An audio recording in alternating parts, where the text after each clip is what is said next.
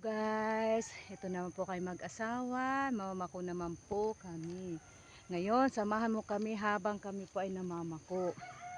Ngayon po, alam ko pong napansin ninyo na ako pa ay may lipstick, may eyeliner. Gawa po yan sa nagsamba na muna po kami mag-asawa bago magpako.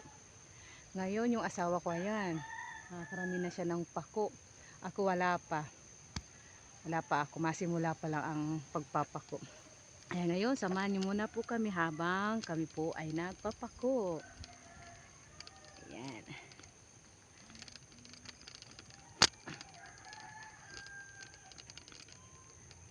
Ayan, ang aming probinsya na ang hanap buhay po namin ay magpako at magawa ng ibos. Ayan ito.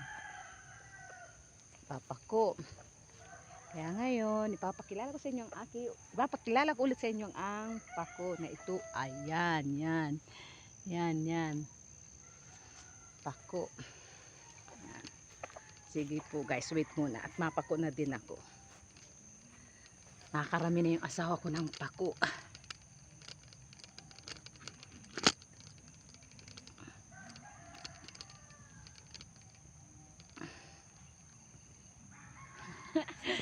Ay, mamako na ako.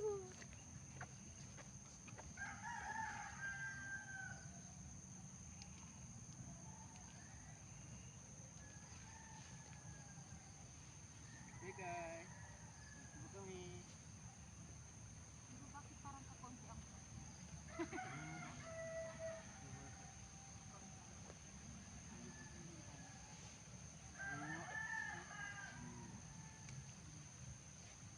Hey guys, dito po kami.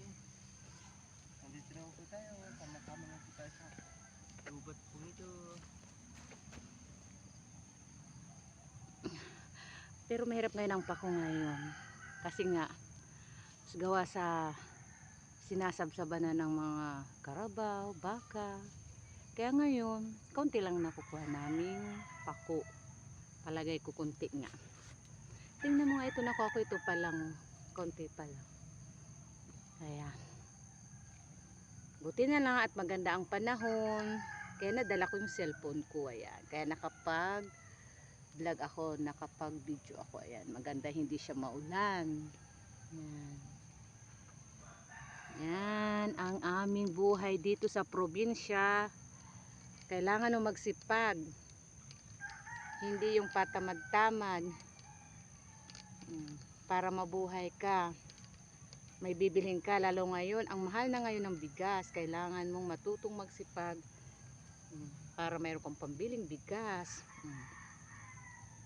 Kaya guys, pasensya na kayo sa aking video. Ito lang, makikita nyo konti lang aking nakuhang pako. Yan. Ang aming pamamako, hindi ko po yan ikinahiya. Hindi namin kinahiya ng mag-asawa. Kasi ito, malaking tulong po to sa amin.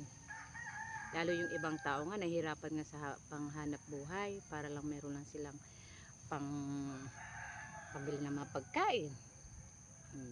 Kahit maliit lang po itong kinikita namin, ito pa ay proud pa rin kami sa aming pamamako.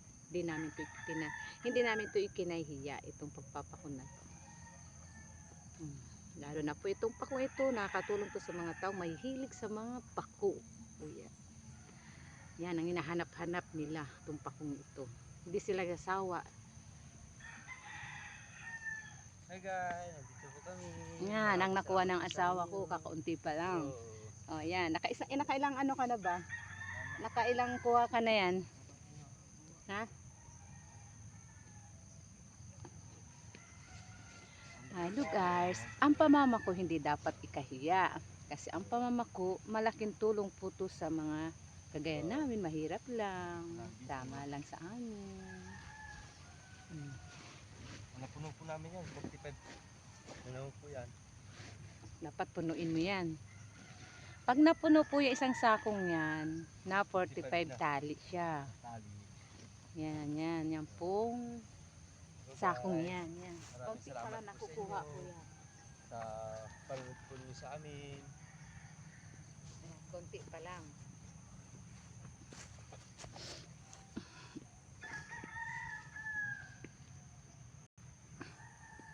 Saan ka na ba? Iharap ko doon. Lang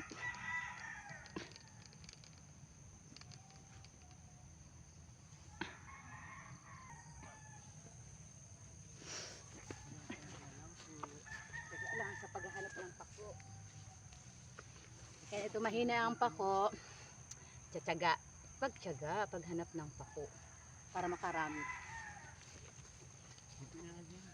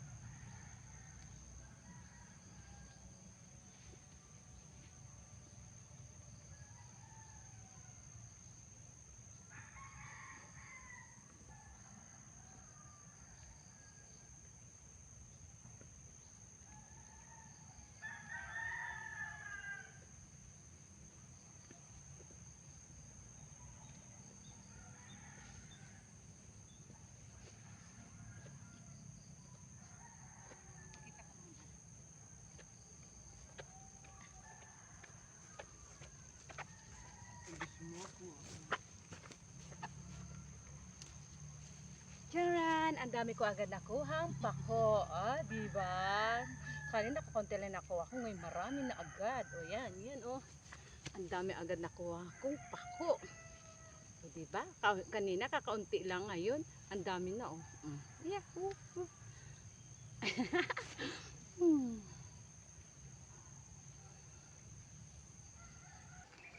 Ayan, ngayon po ay mauwi na po kami. Sa kunti lang po ang aming nakuhang pako. Yan lang. Ang hirap na po magpako ngayon kasi nga gawa sa sinasabsaban ng baka o karabaw. Swertehan na lang yung makarami kami ng pako.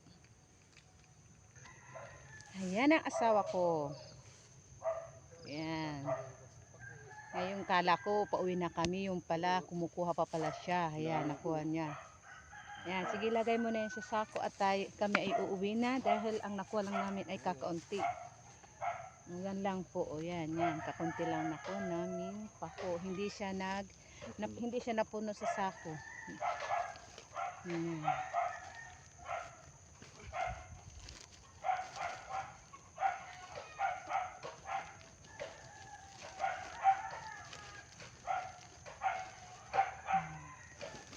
Hindi po siya napuno. Kaya ngayon maghahanap na naman kami sa ibang ibayo kung saan makakadagdag kami itong pako. Kasi hindi napuno. Yan. Baka ang ano lang nito ay dahil hindi namin napuno, baka nasa 20 tali lang to. Kaya kailangan namin lumipat sa ibayong pakuan para makadagdag kami nito. Sige po ay salamat sa panunood. Babay na muna po. Bye-bye.